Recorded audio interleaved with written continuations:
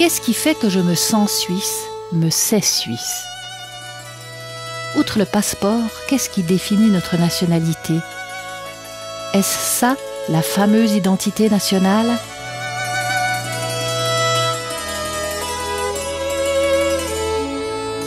Rien que de prononcer ces deux mots me donne un sentiment de gêne.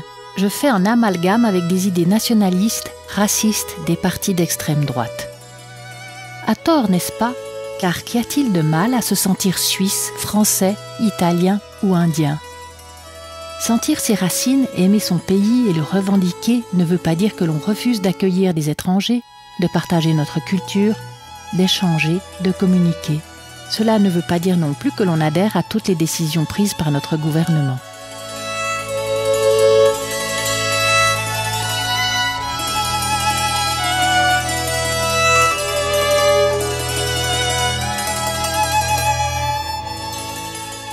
Dans ce carnet, chères auditrices, chers auditeurs, je ne vais pas parler de la politique migratoire parce que malheureusement, je n'ai pas de solution à ce problème. Je me rends bien compte que nous allons devoir partager nos ressources, notre espace, avec des populations déjà très impactées par le réchauffement climatique, sans parler des pays de plus en plus nombreux à subir guerre et famine. Pour sauver leur peau, ces gens vont forcément essayer de se réfugier chez nous. La Suisse, avec ses 9 millions d'habitants qui se concentrent pour la plupart sur le plateau, lequel représente seulement 30% de la superficie totale du pays, est déjà très densifiée. Les Alpes, peu habitables, en représentent 60%. Quand je vois à Genève la difficulté que représente la recherche d'un logement abordable, même si l'on a un travail fixe, même si l'on est suisse, même si l'on est né dans le canton. Alors je passe directement à mon propos d'aujourd'hui, un peu plus léger. Qu'est-ce qui fait que je me sente suisse jusqu'au bout des ongles, alors que je suis francophone et que culturellement, j'ai pratiquement les mêmes références que mes voisins et amis français?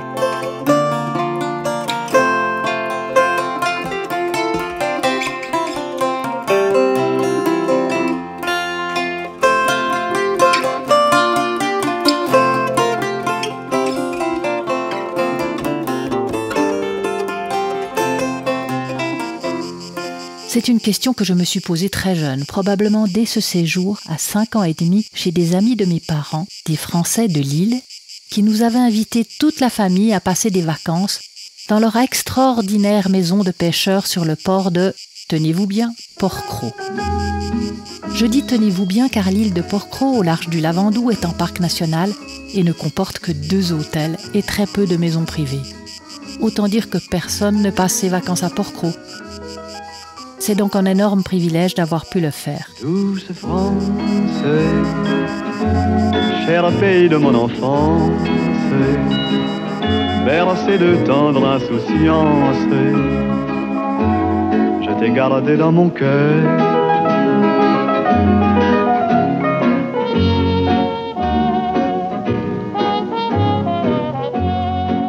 Ce fut mes premières vacances à l'étranger, mes premières vacances à la mer. J'y ai découvert les pains au chocolat, le sirop de menthe, les chocobéennes et surtout les fraises béennes que j'adorais. Les amis de mes parents avaient 3 enfants, 2 garçons de l'âge de mes frères et une fille, Pauline, de quelques mois mon aînée. J'étais en vacances à l'étranger, en France, et on parlait la même langue. Incroyable! Alors que quand j'étais allée voir la fosse aux ours à Berne, 50 minutes en voiture de chez nous, je ne comprenais rien de ce que les gens disaient autour de moi. Et Berne, je le savais déjà, c'est la capitale de mon pays.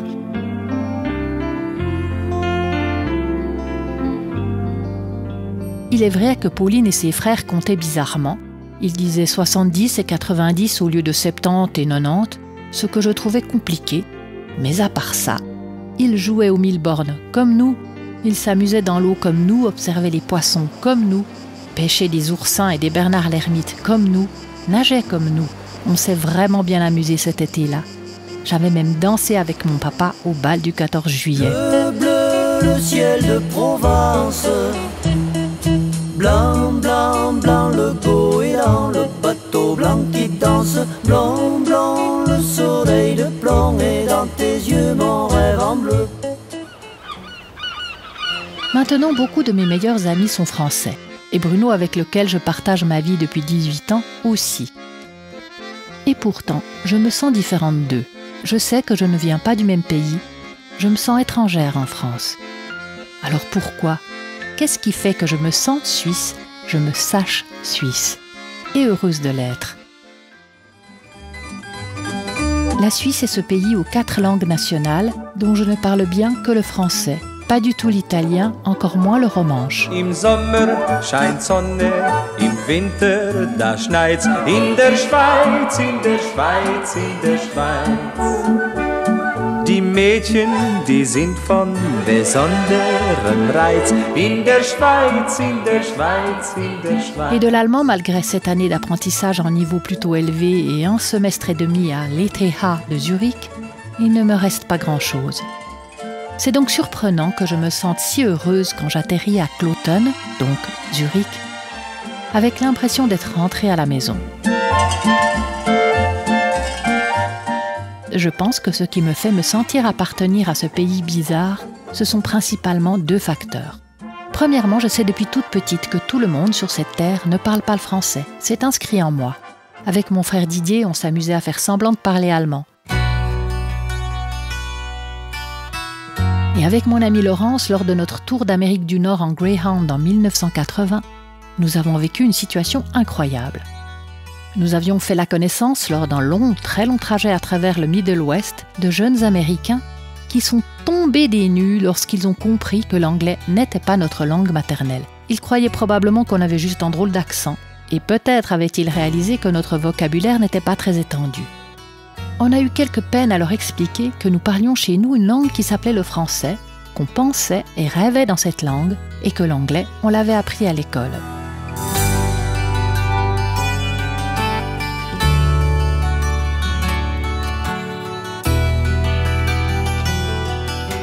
Le second facteur qui me fait me sentir différente des Français, c'est notre fameuse démocratie directe.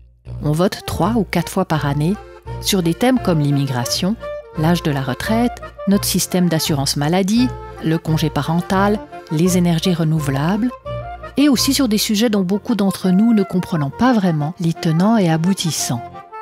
Dans ce cas, personnellement, je regarde ce que recommandent les autorités communales, cantonales ou fédérales et les partis politiques.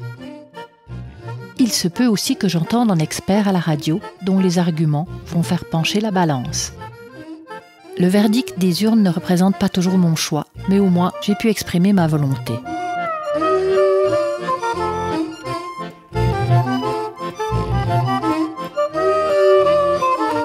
Je crois que nous, les Suisses, sommes aussi très attachés à notre système fédéraliste, même si parfois on a l'impression de partir à l'étranger lorsque l'on déménage de quelques kilomètres, par exemple de Versoix, canton de Genève, à Coppet, en vaudoiserie, comme disent mes enfants.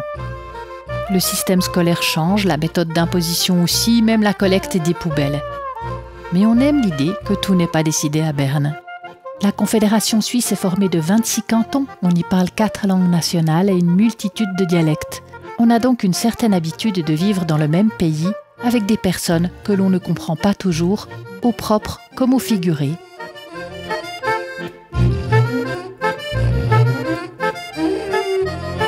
Une autre très grande différence avec la France se manifeste dans les débats politiques.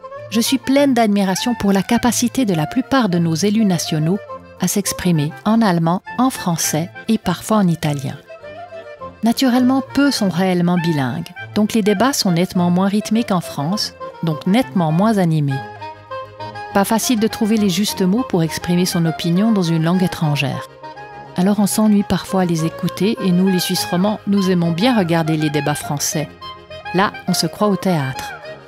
Bon, je dirais pour ma part que j'aimais bien regarder les débats français, Georges Marchais, Giscard d'Estaing, Chirac, Mitterrand et bien d'autres. Maintenant, cela devient pathétique. Le clivage gauche-droite dépasse tout entendement. Certains hommes et femmes politiques n'ont pas d'éducation, ou s'ils en ont eu, ils l'ont totalement oublié. C'est plus difficile d'être malotru dans une langue que l'on ne maîtrise pas totalement. Donc les débats politiques sont plus polis en Suisse qu'en France. De plus, nous avons notre sacro-sainte neutralité. Du coup, nous apprenons depuis tout petit à ne pas avoir de propos trop clivants.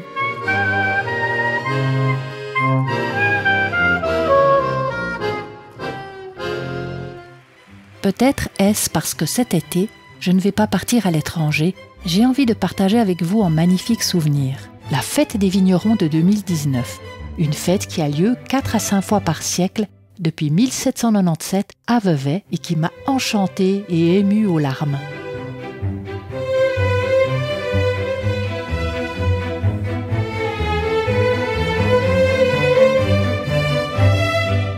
Quelle magnifique mise en scène, quelle poésie, quelle perfection, quelle magie, quelle musique. Et tout ça avec comme toile de fond le lac Léman et ses merveilleux bateaux à aubes.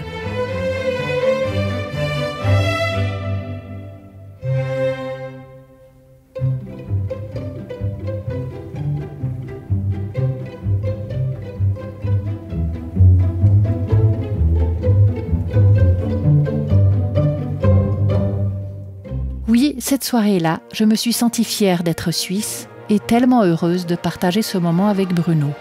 Vous en entendez en ce moment quelques extraits, mais je vous conseille grandement de faire un petit tour sur le net pour découvrir ce spectacle ou juste d'en reprendre un petit peu.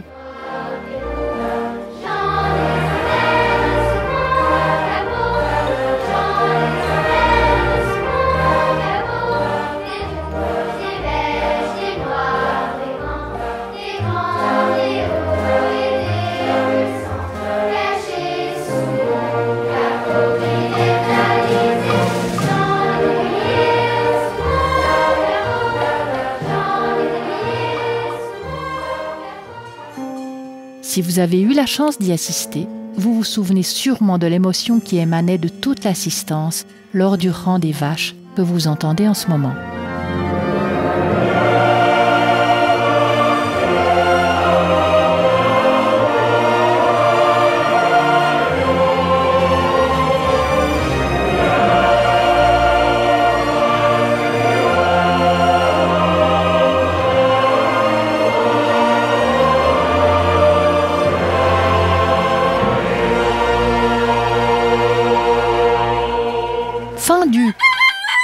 Ou plutôt, fin, non, je vous invite encore à écouter le parfait de l'inénarrable Fanny de Poule.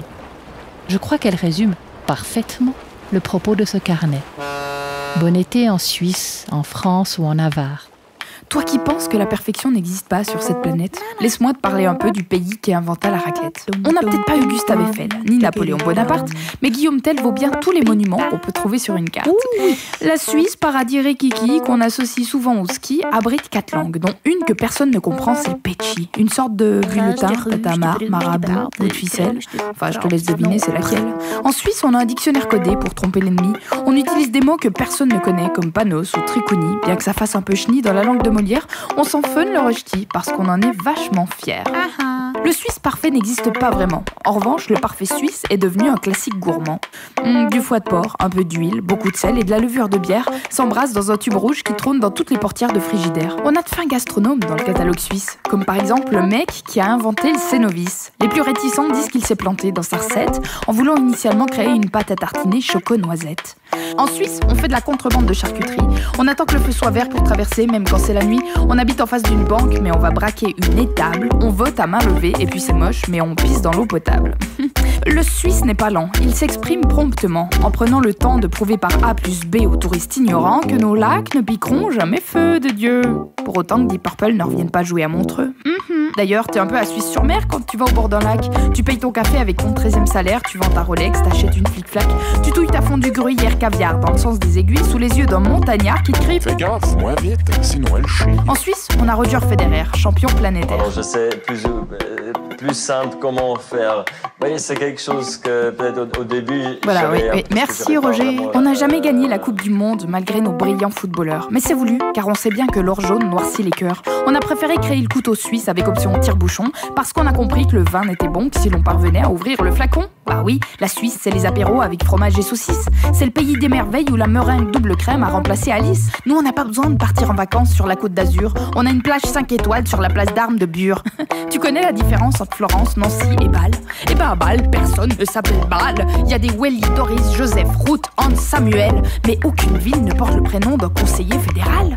En Suisse, l'animal de compagnie, c'est pas le chien, c'est la vache. Et si t'en as pas une dans ton jardin, je te jure que ça fait tache. Quand on la traite d'ailleurs, c'est pas du lait qui sort de ses tétines, c'est soit du Rivella, soit de l'ovomaltine. Ici, on a grandi avec Henri Dess et Albert Levert. On a inventé les habits avec velcro et fermeture éclair. Chez nous, les stars se baladent sans bodyguard et sans bonnet. Et si personne ne les regarde, c'est parce que personne ne les connaît. La légende dit que tout ce qui est rare est précieux. C'est pour ça qu'on se fout du fric, c'est de loin pas ce qui nous rend heureux. On utilise des liasses de billets verts comme allume-feu. Et si ça sent le beuchon, c'est qu'on a fait flamber nos cartes bleues. Le Suisse ne vit pas sur la terre, c'est la terre qui vit en dessous du Suisse. Le Suisse peut monter en bas, descendre en haut, faire des ronds avec une équerre, diviser 0 par 0. Bref, finalement, le parfait suisse existe. Et il n'est pas que dans la porte d'un frigo.